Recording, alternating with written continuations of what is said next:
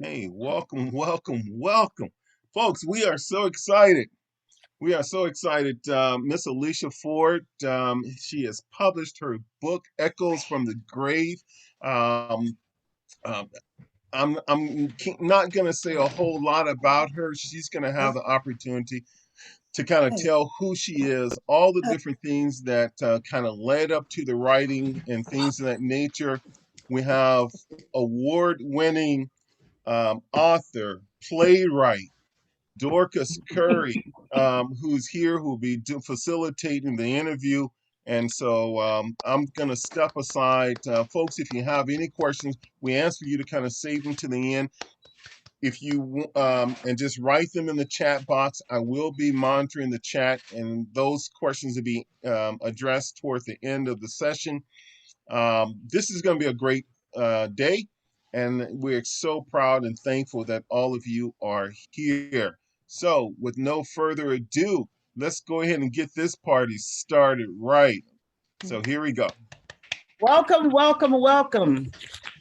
Welcome everyone to this first Zoom launch interview for the featured author of today. Drum roll, please. Alicia Ford. Yay! Welcome, and thank you so much, Ms. Ford, for allowing me the opportunity to be the one who interviews you today and shares your information with the world. The flow will consist of, we are going to get to know a little bit about you, and then I'm going to ask you some questions, and you'll answer some questions for me. And at the end of the time, we're going to hopefully get a Q&A in and answer questions at the end. I will ask again that everyone who's not speaking to put your mics on mute. Okay, thank you so much. If everyone would put their mics on mute at this time, please. And then when we finish with the Q&A, Curry Brothers will take over and tell you a little bit about what's going on with publishing and how to get the book and all that good stuff. So, congratulations, Alicia Ford. Yes, yes. New author of Echoes from the Grave. This is what the book looks like. I don't know if it's backwards in there or not, but Echoes from the Grave. Go ahead and flex, honey, because you've done some things that other folks only dream of doing. So get your little flex on right there. So tell us, how does it feel to be a published author? Absolutely amazing. I'm still pinching myself every day. Is this real? Is this real? I'm enjoying the journey. Absolutely. How many times have you Googled yourself yet? Every day. Every day. There you go. There you every go. Day. Every day. That's what you're supposed to do. That's what you're supposed to do. Okay, if you don't mind, I want to take a few minutes to read the inside flap of your book so that our audience can get a little preview of what the book is about, okay? Thank you so much. Sure.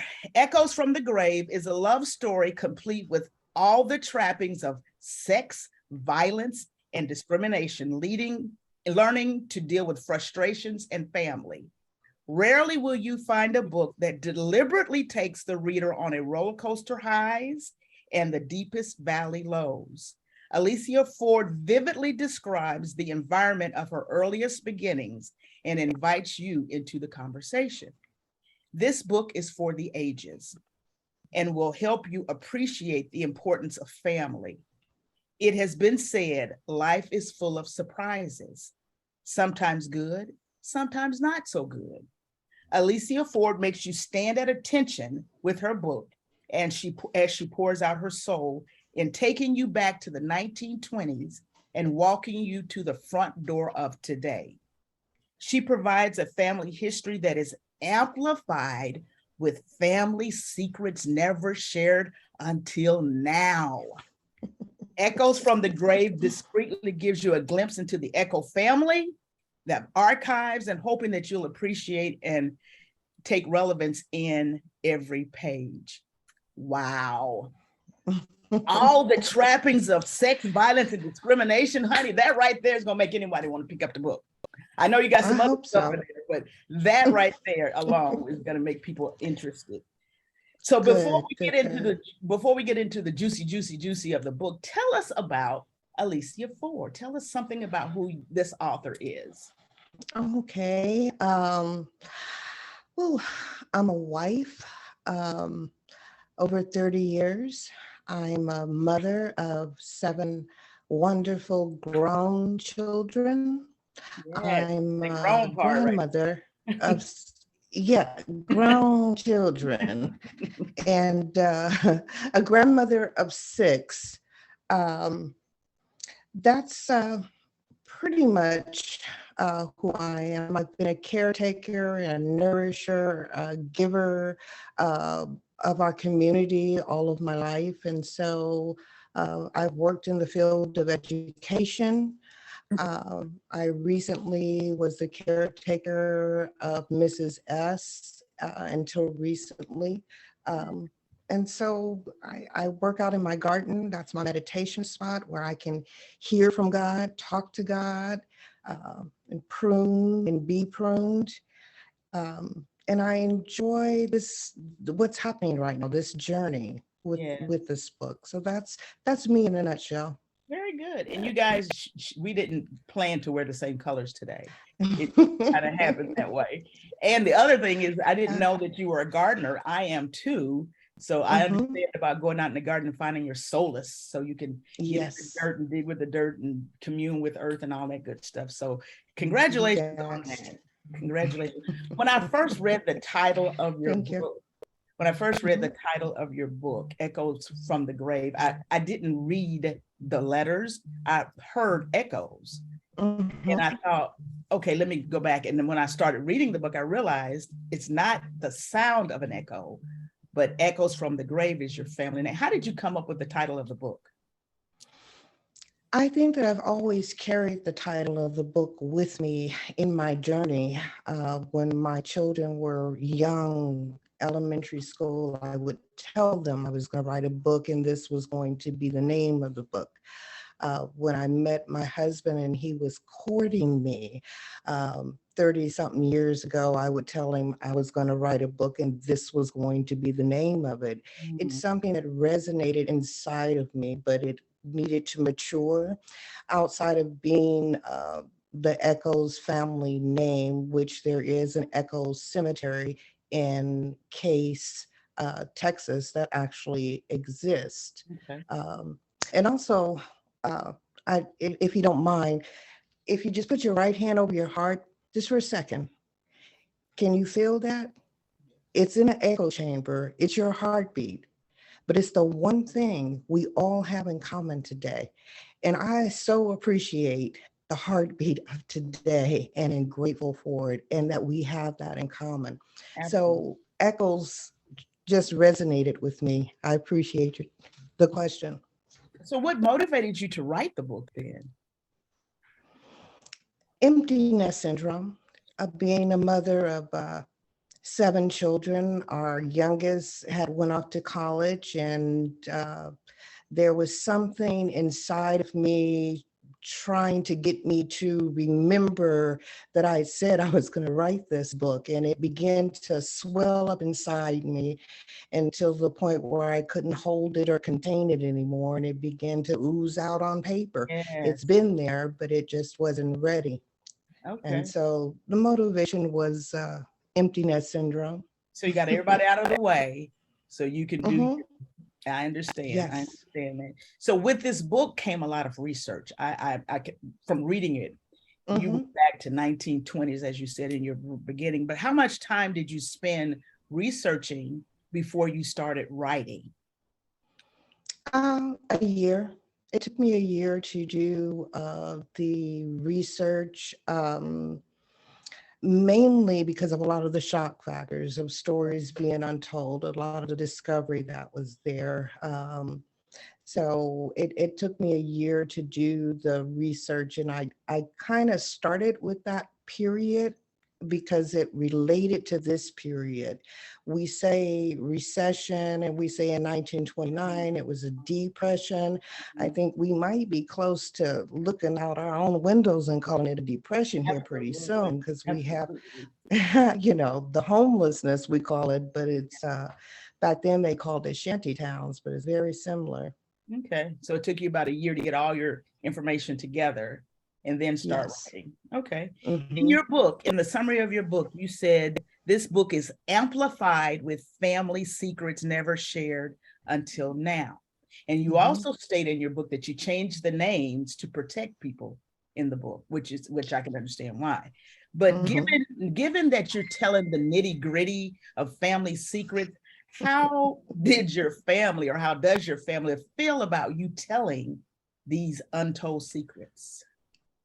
They've been very supportive. I think for them, they've been a part of the journey all along. I've never sugarcoated or hid anything from them Okay. because I didn't want anybody else to shock them with their truths.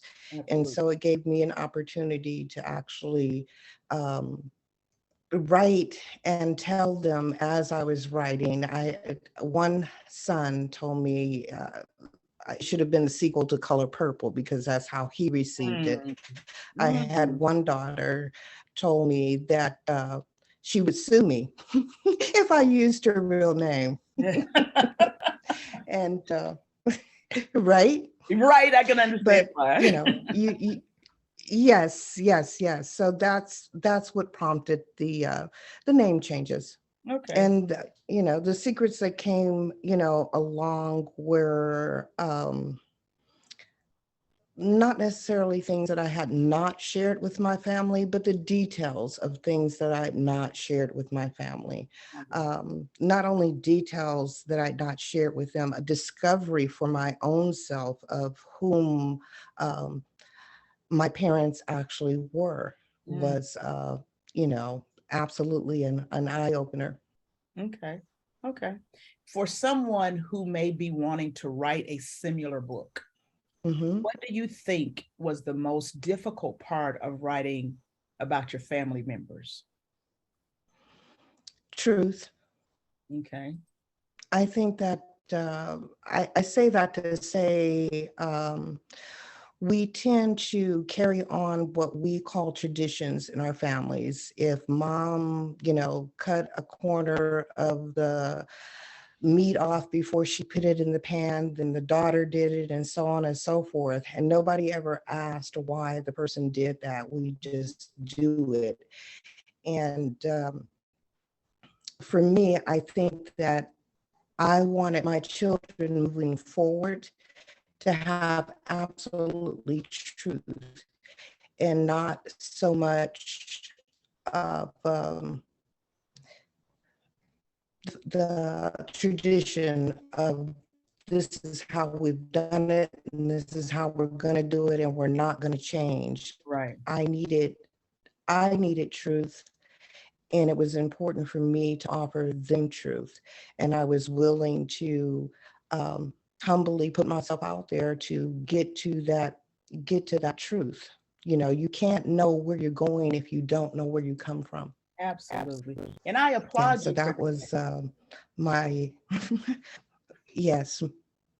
Well, truth, no hiding. There comes a point when you can't hide anymore. You have to stand on what your truth is and own it, the Right. good, the bad, and the ugly. Right.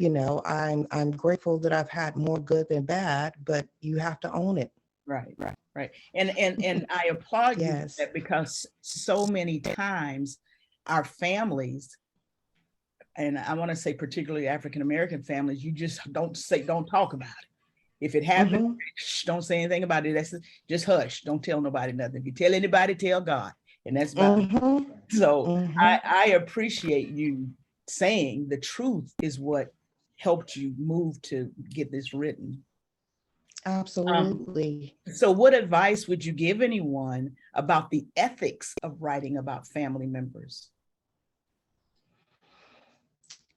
Be conscientious of their feelings and their emotions and their beings, and be forgiving, be compassionate, be understanding, and have a conversation. If you're going to include a particular individual, have a conversation with them to see how comfortable they are with what you're going to tell about your story, because Okay. perception is 90% of it. And because I perceived my journey this way doesn't mean that others that embraced the journey with me saw it the same way that I did. Right. An example, I called an elderly couple one time. They were sitting in their living room, and I asked them about the weather, and the old man said, "It's a storm. There's a storm coming. It's getting ready to rain." And I was like, "Okay, thank you." And then I spoke to the lady of the house, and she said it was a clear, sunny day. And when she said that, I thought, how could these two people be in the same house and tell me two different things? What is Mhm. going on? Then I realized one was looking out of one window and saw the view of the storm coming, and the other one was looking out of the other window and still saw sunshine. So it's perception in terms of where we sit in the spectrum of life when it's Absolutely. happening to us. Very good. I like that. So to be conscientious about others when you're writing about others, and to be compassionate. Okay. Okay. So think about Superman. Superman had his kryptonite. His kryptonite, Hmm. for y'all who don't know Superman, that are maybe too young to know what Superman and all the kryptonite is. Kryptonite broke Superman down, right? Hmm. So what was your kryptonite when you started writing this book, as you wrote this book? What was your kryptonite? Mm. If any, you may not have had any. Well, no, um, for me, it was a healing venture. It was going back down memory lane. It was purposely, intentionally opening up closets, taking band-aids off of wounds. I was intentionally going back into a past that I had lived, and many times had blown up bridges, and wished that others would never go across those bridges. But it was that desire to be whole. It was that desire to be healed. It was that desire to um, have 100% um, atonement in my life, Okay. that I was able to take the emotions and the feelings and, gather them together and begin to write and deal with the pain as I was writing. There was one part where I was just sobbing, and my husband said, like, what's going on? What's wrong? And I said, I realized that during the moment in this time, I didn't have that. I wasn't able to cry. I wasn't able to feel those emotions they process. Mm-hmm. Mm-hmm. And one where the enemy could not overtake me. I think that sometimes when we're going through things and we suppress them and we put them in the closet or in a box or whatever we do, and we don't deal with them, it's because we know that if I lose it, I may not come back from this journey, and I have to keep going. And so that's what it was for me. I think when I was reading it, I got a lot of sense of voice, giving your past a voice, Hmm. giving the situations that you went through a voice, and looking at it today, I think it will encourage people to use their voice now, rather than suppressing it because you're not supposed to talk about it, or I'm afraid somebody else may get hurt, but you're dying on the inside yourself. Absolutely, absolutely. And I think that not only that, sometimes as a very young person, obviously, not just not having a voice, but it was not having the words. It was not being able to communicate, kind of like a newborn baby, come here helpless Mhm. and totally dependent. And in society, that's how we get here as humans, right? And you're Mhm. totally dependent on the nourishment and the nurturing. And it depends on your environment that you come to. You may not get the tools or the skills that you need to be able to voice your concerns, your hurts, your pains, your joy, your laughter. You Mhm. just may not learn the language to be able to express it. I think language in terms of being able to communicate is something that is lacking of today. you know, we text, you know, we message, but we very seldom do face-to-face, not just because of COVID, we've become comfortable with it. And so we've lost the art of communicating. And I wanted, especially young people, to understand that it's okay to talk to adults. They may not be perfect. They may not even have the answers, and they may sound like broken records, but it's important for you to be okay with speaking with others about what is happening to you when it is happening to you, and not suppress it and keep it inside. I think this generation has learned to be very vocal in a good way because of being able to have Instagrams and Facebooks and all the social media platforms out there. But generationally, we have to be okay with not being okay and having people that we can speak to that will hear us. Absolutely. And in the book also, not only are your voice, but the book also tells us how, as adults, we need to pay attention. I saw a lot of disconnect with adults in the book and the main character, because they weren't listening, they weren't looking, they weren't connecting. And I saw that. So I learned what I think a lot of people will learn will be two sides, talk and listen as well. Okay. Absolutely. So what would you like your readers to comprehend and appreciate from reading your book, Echoes from the Grave? What would you like for them to comprehend and appreciate the most?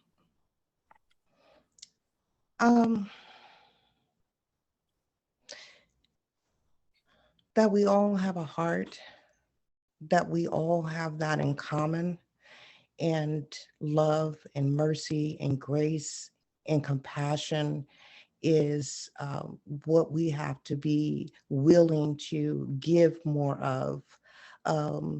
Not just disapproval, not just disagreements, but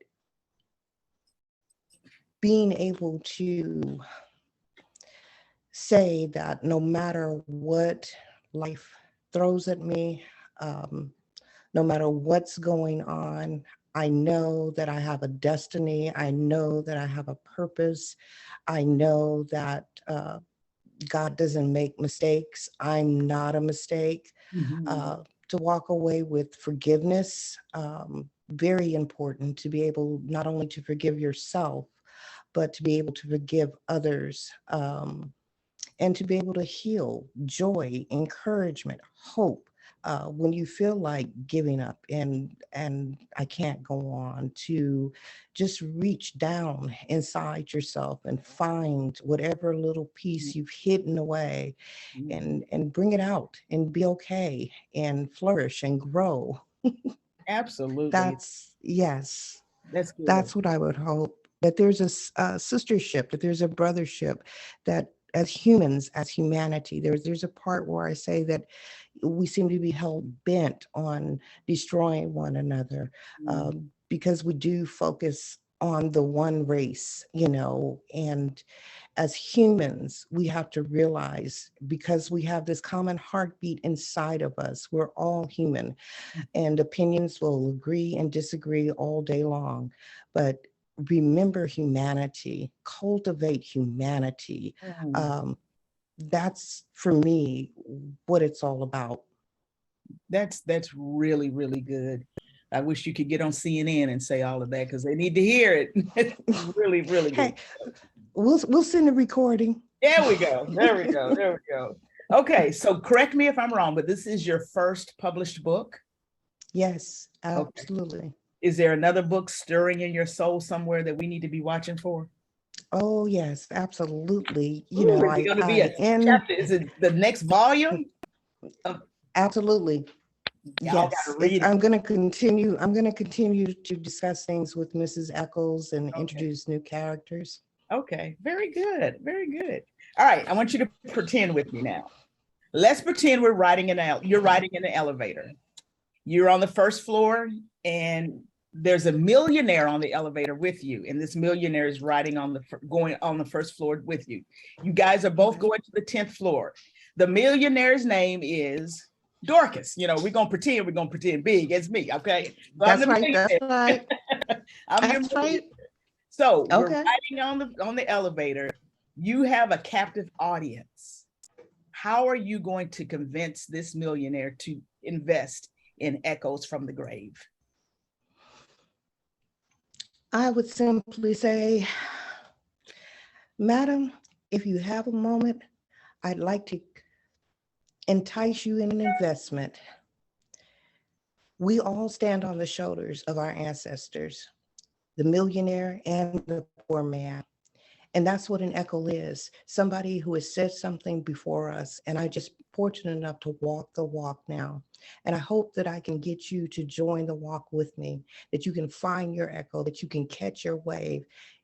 I'm glad you have a lot of money. And I'm glad you talk to those who don't have a lot of money.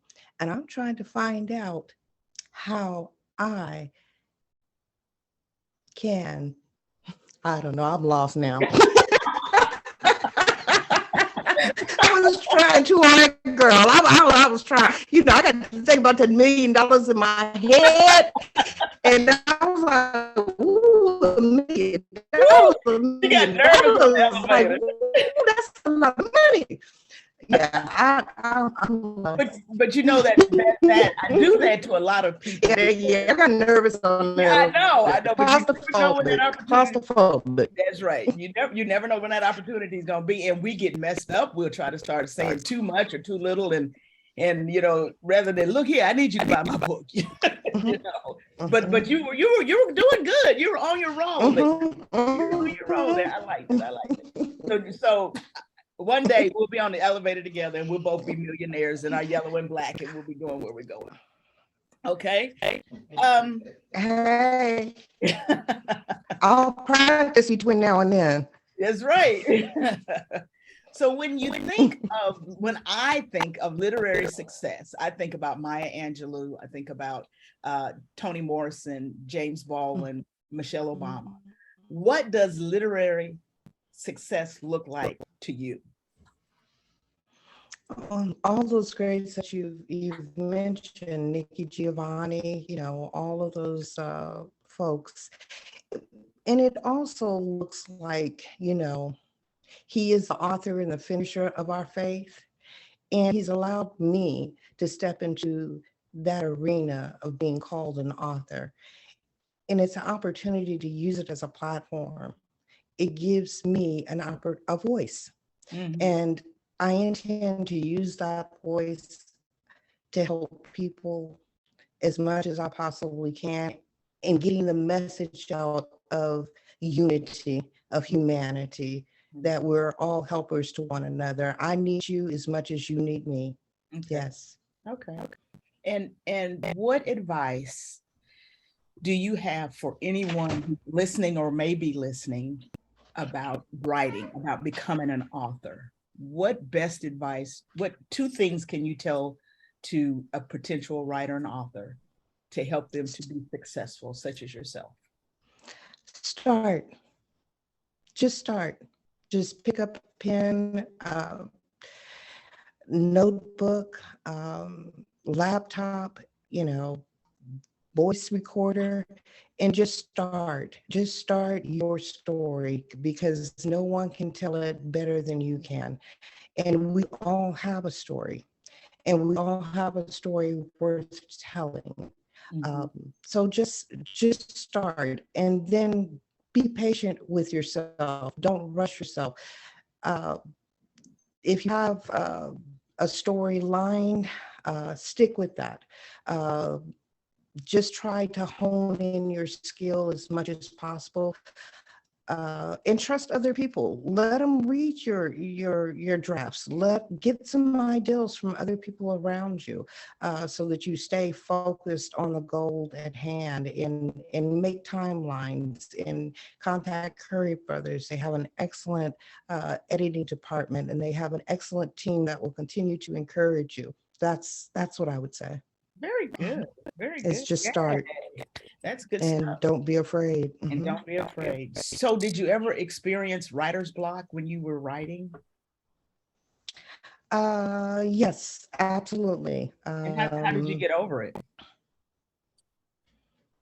I think that for me, it was a nudging. I was stuck in an area of going multiple places with this book, and then um, going with inside of myself into my prayer closet and having those quiet moments when I can do a reality check and check myself and uh, talk to other people that have written books or other people who have felt stuck in one area or another in their life.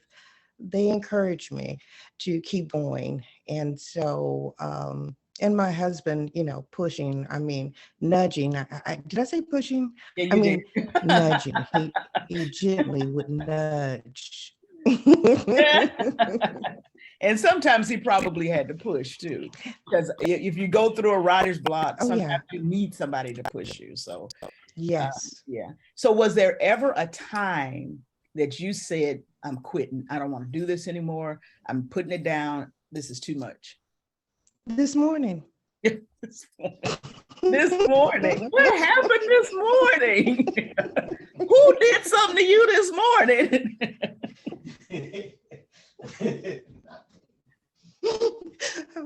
It wasn't my husband this time. No, you just wake up with jitters and you wake up with fears and you wake up with like, Lord, I don't know what I'm doing. Like, what am I doing? Like, Yeah. oh God. And, and God told me, he's like, the book is out. You've done it. Like, what are you scared of now? And I was like, I don't know, but, I failing, any excuse, every excuse, just this morning, I'm done. I don't want to do this more, because we get comfortable with hiding and going back into our reclusions of ourselves, because we know who we are, and why does anybody else need to know who I am? I'm comfortable with who I am. And then I remembered that this was a gift that was given to me. It was a gift because it was stored inside of me for so long, then I was able to release it. And in the releasing, I was able to heal. And I remember how grateful I am right now at this moment for that opportunity, for that relationship with God on this journey, every step of the way. And then, he nudges me the most and reminds me, I've got you. I've got you. You're telling a story for me because you're telling a testimony, That's, you know. that's, Mm. And so that's where my encouragement comes from, well, we're glad is you I didn't trust stop. wholeheartedly every fiber of my being, his love and his mercy, I will hold on to it forever. Oh, amen. And we're glad you didn't stop, honey, because we've been sitting here looking Thank at you. each Thank other you. and not talking to you. So we're glad you didn't stop. So let's get on the elevator again. Right. Yeah. Yes, absolutely. All right, let's get on Mm-hmm. the elevator again. And you're with the millionaires again. I ain't gonna call her name no more, so y'all know who the millionaires is in the storyline. Tell this millionaires a summary of your book from floor 1 to floor 5, and that way everybody, I read what was in your book, but hearing it from you and telling your audience is a little different. So give us a brief summary of what you want people to know before picking up this book. Well, I would say that it's a short book, and it was short on purpose. I did that intentionally, but it's packed with a lot of messages, a lot of nuggets, a lot of love. I would say you would laugh and you will cry through this book, but you will also begin to ask questions of yourself and how you perceive people. And it may allow you to begin to heal some brokenness. And it may bring you great joy to know that all is not lost.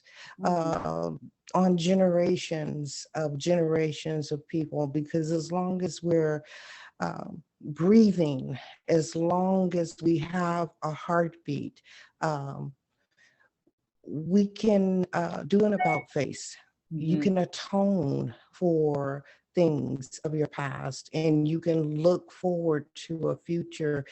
And I think this book helps you to get there.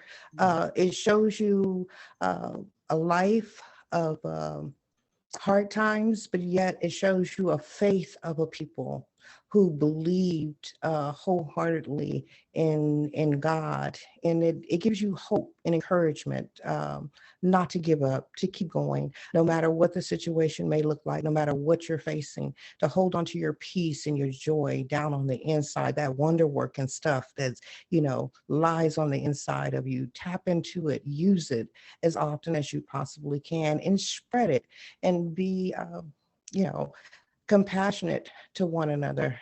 Um, I've always said the question would be echoes from the grave, um, because there's a dash in between everybody's birthday, and that dash represents your race. Mhm. And I want my children's children's children to know, and I want everyone who picks up the book to know that I gave it my best Mhm. all the way in Mhm. between that dash. Mhm. Mhm. Absolutely. And one of the So, things, millionaire, you want to buy a book? yes, honey, I'm gonna buy you. I'll buy you a book and a car too, and we're gonna do all this together. Um, One thing I want to let the audience know is I was reading the book. There's generational abuse that she talks about in the book. And Mhm. because, and she states in the book that there was not a Me Too movement at that time. Mhm. Um, but if you read the book and you put what happened years ago in perspective of today, it will encourage you not to allow that to happen to you. Or if you know someone who's going through it, it will help you to know that you need to say something. You need to to do something. And back years ago, people got, particularly women, got beat and Mhm. abused, and no one ever talked about it. Um, was just gone. But that part of the book stands out a lot to me to encourage 2022 to do better and talk about it. Well, I'm sorry to interrupt, but No, here's Gabby Petrillo, who's Gabby Petrillo, who got famous, unfortunately, for um, going with her boyfriend across country. The police pulled him yes, over. yes, She's obviously crying in the backseat of the car, but he's able to talk to the officers off to the side, convince them, merely because he was a man, that she was delusional and upset and crazy. Then he was able to get in his car and drive and kill this woman. right, That is the point of the book, that women are still being victimized today. right. And we have to change that. We have to do better. Right, we do. And Yes, when you, if and absolutely. not when you read it, if you not if you read it, when you all read the book, you'll understand. I'll get it together. You'll understand that there is so many messages in it that can be easily, like she said, she's going to bring you to the front door of today, and she does that in a graceful, very tactful way, very tactful way. Thank you so much. I don't have any more questions. I don't, but I want to go to our chat box and get the questions from our audience. But I do want to Absolutely. thank you. Let's see what we got down here in this chat box here. Let's see. Uh, There's no questions in the chat box yet, but if anyone wants to okay. unmute, then they can answer the question through Okay. you, ma'am. So feel free. We got about 20 people on the line here. Any questions?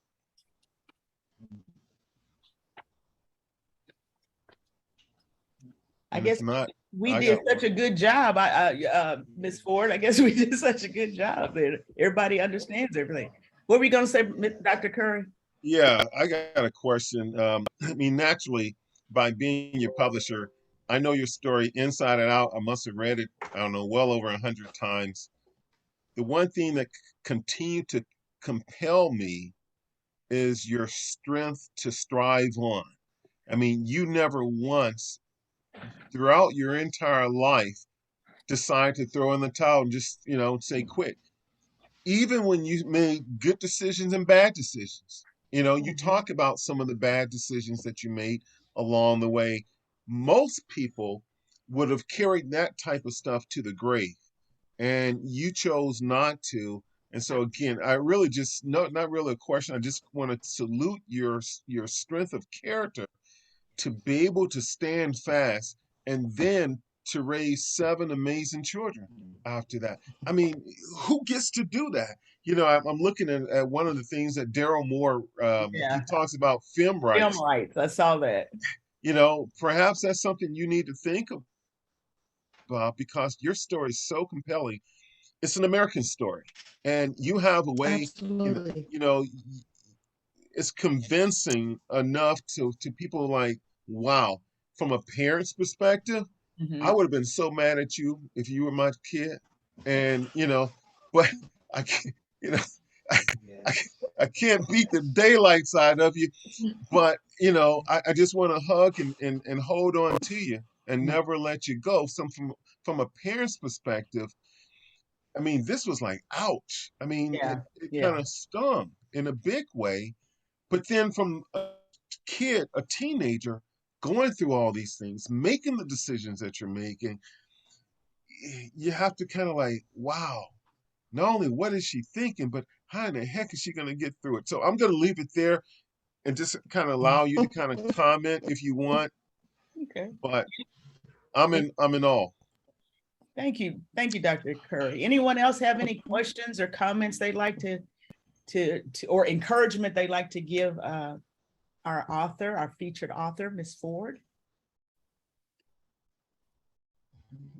Daryl Moore, you look like you got something to say. Actually, no, Oh, I don't. I'm going to digress a little bit.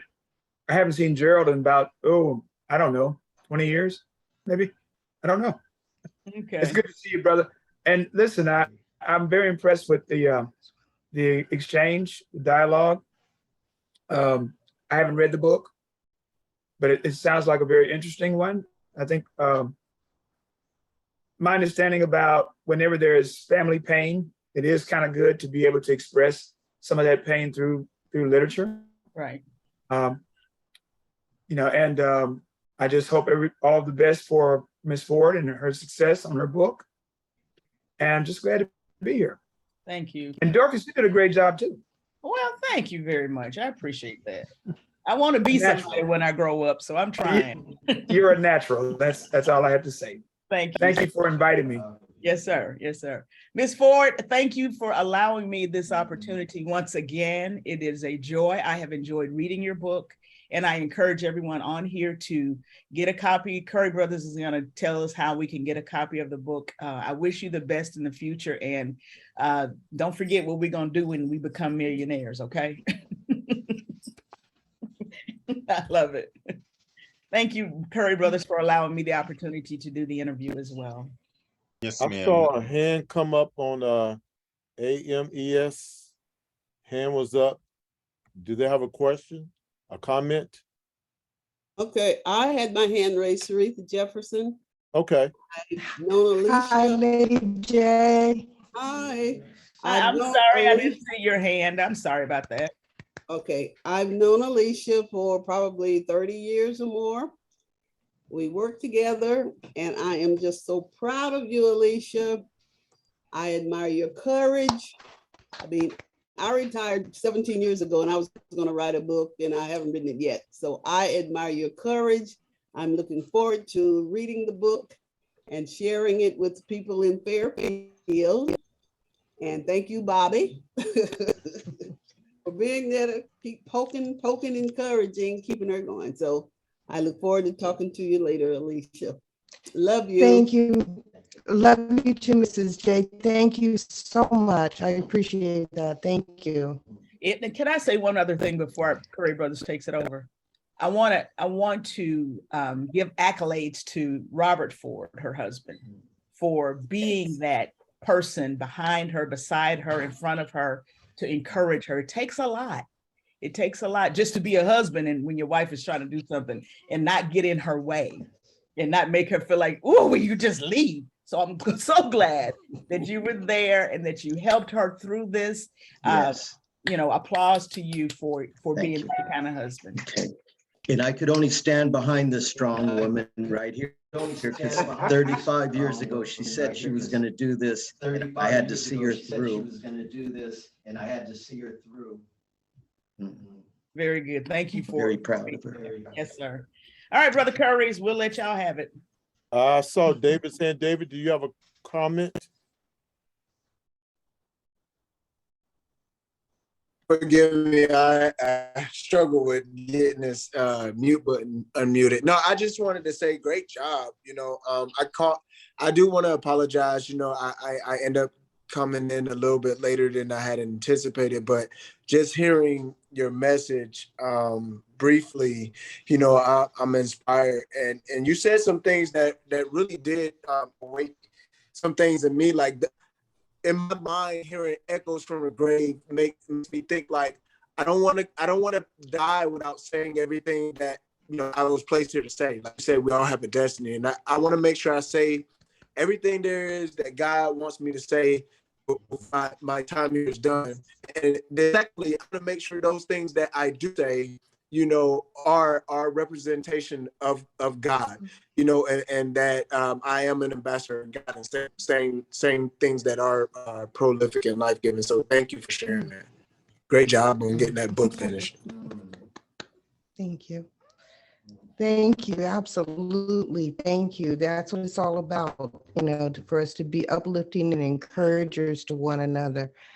I truly believe that, you know, we're better together than we are separated.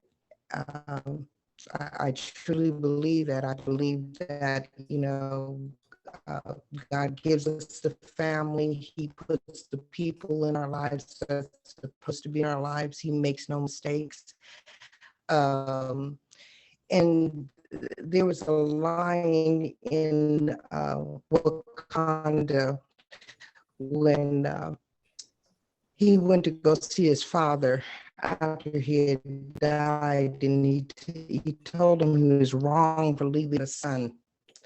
You know, the little boy back there, and the boy came back with so much anger. So we have to be willing when we go into the past to realize that we were even wrong and be okay. And if you have an opportunity to atone with people, take that opportunity. You know, forgiveness, not only for yourself, but for them, means a lot.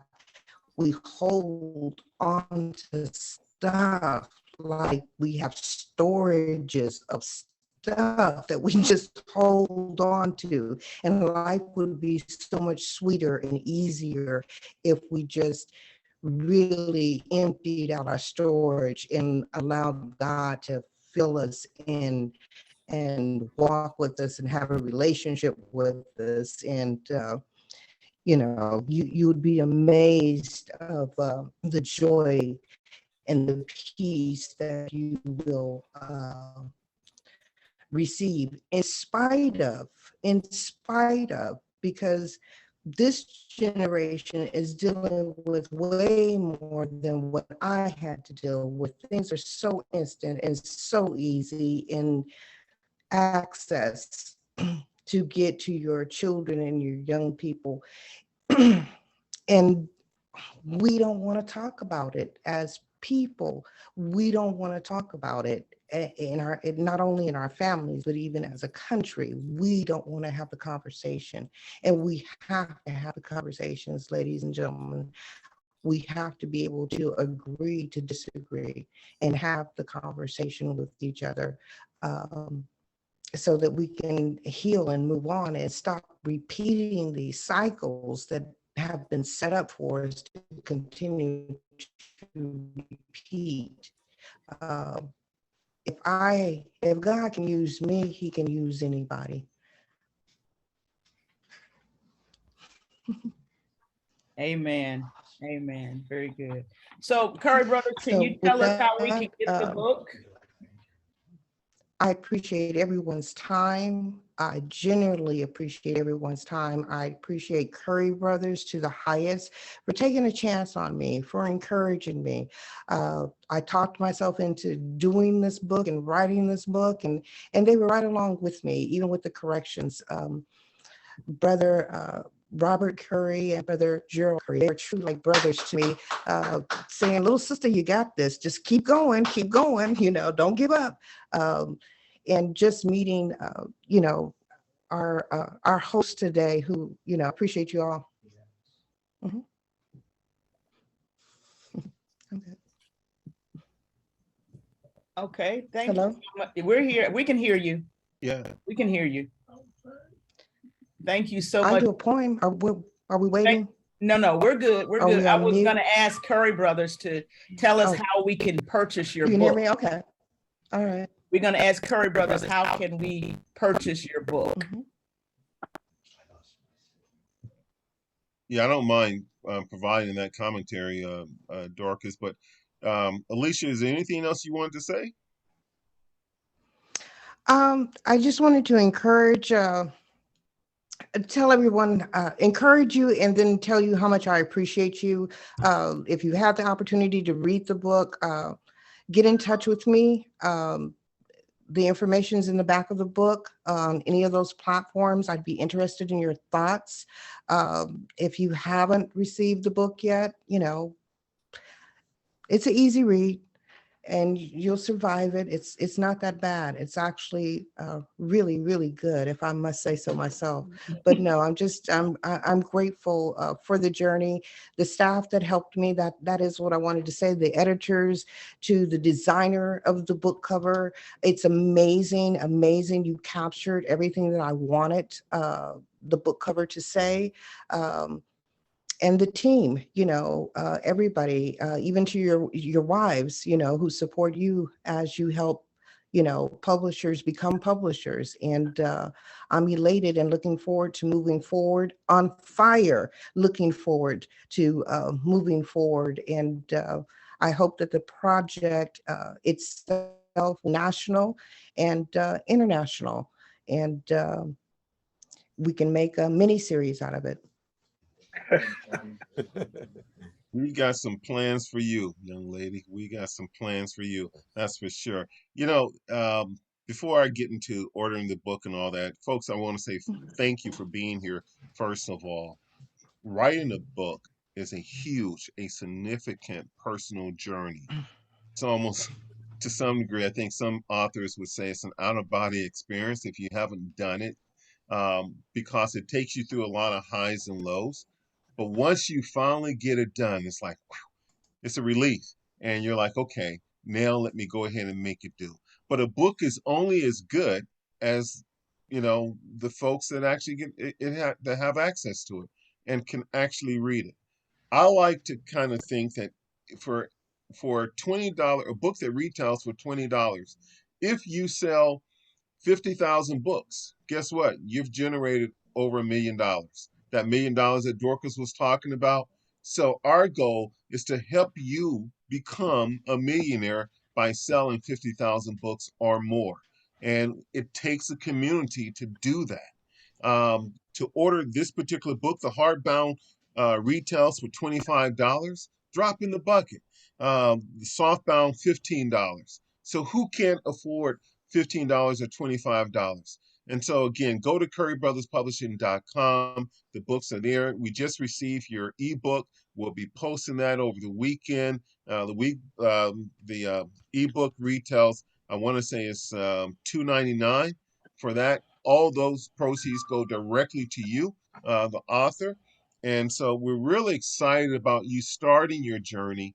And so again, talk it up. Go to the website, order the book, order for some friends.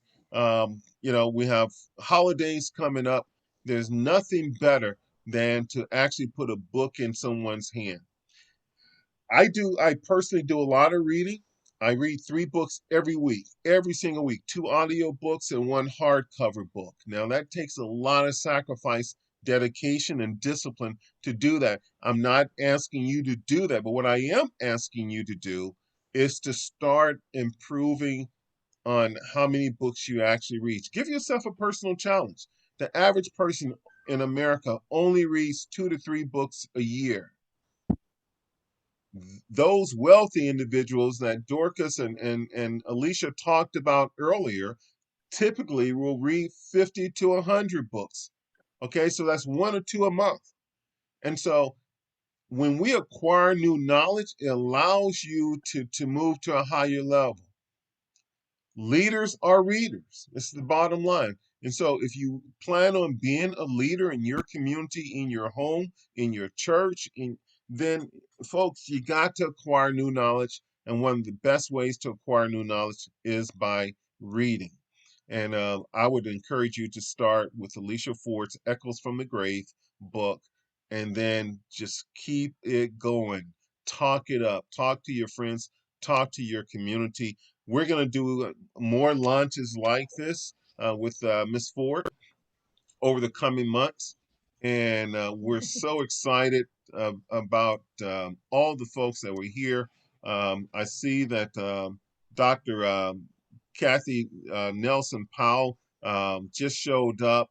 And I'm going to, if Alicia doesn't mind, I'm going to give her a chance just to say a few words after my brother's words. But anyway, folks, thank you for being here. I see Dorcas is raising her hand, getting my attention. Yeah, Yes, go for it. I wanted to make a correction. You said the millionaire that Alicia and I talked about.